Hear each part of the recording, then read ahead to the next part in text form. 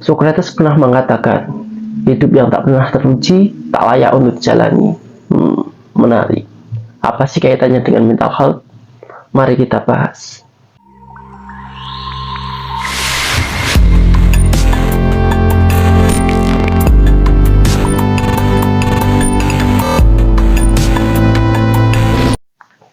Dalam menjalani hidup tentu saja kita akan dihadapi berbagai masalah.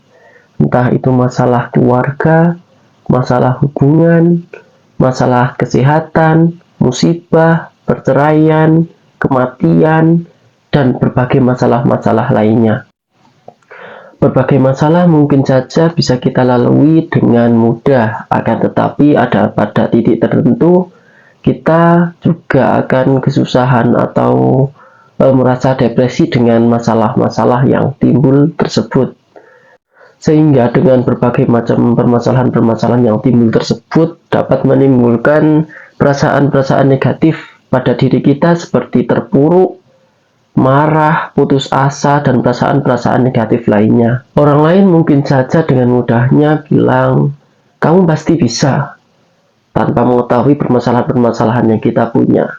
Nah, sebenarnya setiap manusia atau setiap orang memiliki permasalahan-permasalahan yang berbeda-beda dan dengan level-level yang berbeda-beda. Sehingga dalam menyikapi berbagai masalah tersebut, pastinya setiap orang memiliki cara yang berbeda-beda.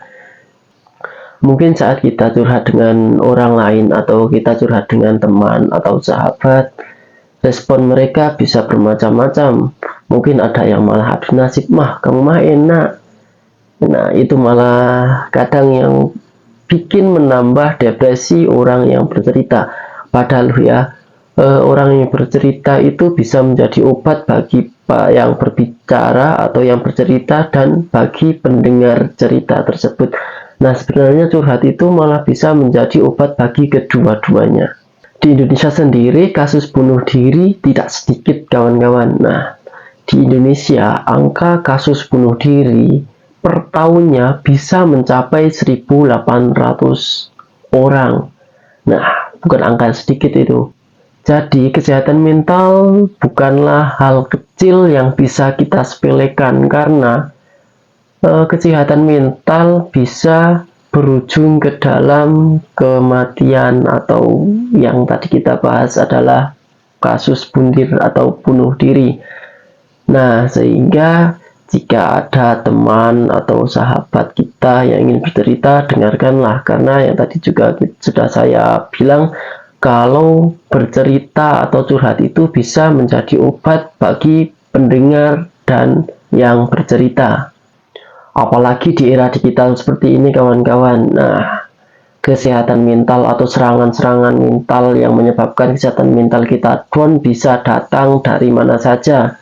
Entah kita sedang di kamar, kita bermain HP, saling balas-balasan komen, saling adu komen yang bisa menyebabkan kesehatan mental kita menjadi down. Jadi kesehatan mental tidak hanya antara interaksi secara langsung. Kalau orang-orang dulu mental bisa kena saat saling adu mulut, adu kekuatan, adu otot. Nah, kalau sekarang zamannya sudah canggih, sudah era digital, kesehatan mental bisa hancur atau bisa down dari berbagai arah. Nah, sehingga kita sebagai manusia atau sebagai orang yang mudah sedih ya, seharusnya bisa tahu atau minimal tahulah bagaimana cara menjaga kesehatan mental itu. Nah, kalau ngomongin bagaimana cara menjaga kesehatan mental, anak remaja zaman sekarang atau generasi Z zaman sekarang pasti dengar atau pernah dengar yang namanya healing. Nah, bagi anak-anak muda zaman sekarang, arti healing kerap kali diartikan sebagai upaya untuk menjaga mental mereka. Nah, itu nggak salah sih, tapi masalahnya dikit-dikit anak remaja atau Gen Z zaman sekarang itu dikit-dikit healing, kena masalah sedikit healing. Jadi istilah healing ini sudah marak. Nah, jadi kita susah untuk membedakan ini healing untuk menjaga kesehatan mental atau healing ya sekedar dulan atau sekedar bermain. Nah, untuk menjaga kesehatan mental di era digital sendiri terdapat beberapa cara. Nah, untuk cara yang pertama adalah dengan cara mengurangi interaksi dengan handphone atau interaksi layar. Nah, kenapa kita harus mengurangi interaksi layar, kawan-kawan? Dengan cara mengurangi interaksi layar tersebut, kita menjadi mengurangi berbagai permasalahan-permasalahan yang akan timbul dengan adanya gadget tersebut. Kita dapat mengurangi interaksi layar dengan cara berinteraksi secara langsung dengan orang-orang yang ada di luar kita. Kita melakukan interaksi sosial selain mengurangi kesehatan mental atau menjaga kesehatan mental, juga memperkuat koneksi kita di luar.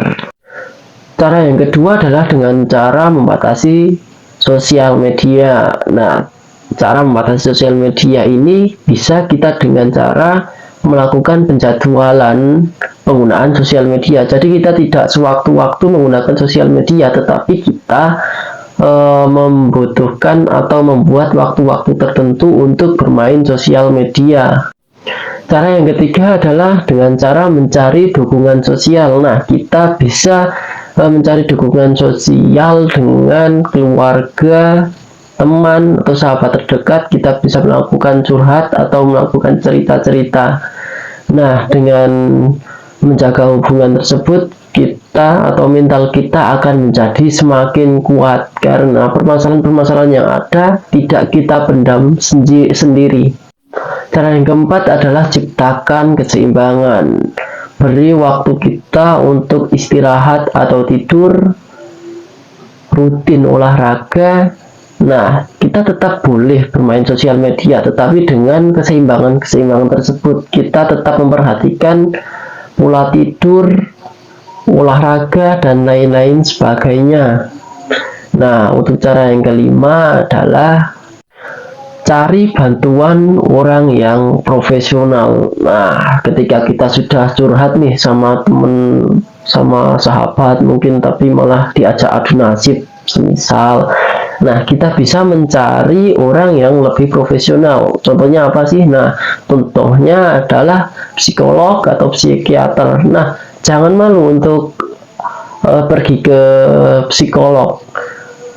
Karena orang yang pergi ke psikolog itu bukan hanya orang-orang yang gangguan jiwa, tapi orang yang seperti kita ini bolehlah pergi ke psikolog. Kita cerita dengan orang yang profesional tersebut. Nah, sehingga mental kita tidak terjebak cabik di era digital seperti ini. Nah, untuk kesehatan mental Anda, berilah fasilitas atau apapun itu yang baik. Pokoknya itu kesehatan mental Anda, berikan yang terbaik untuk Anda.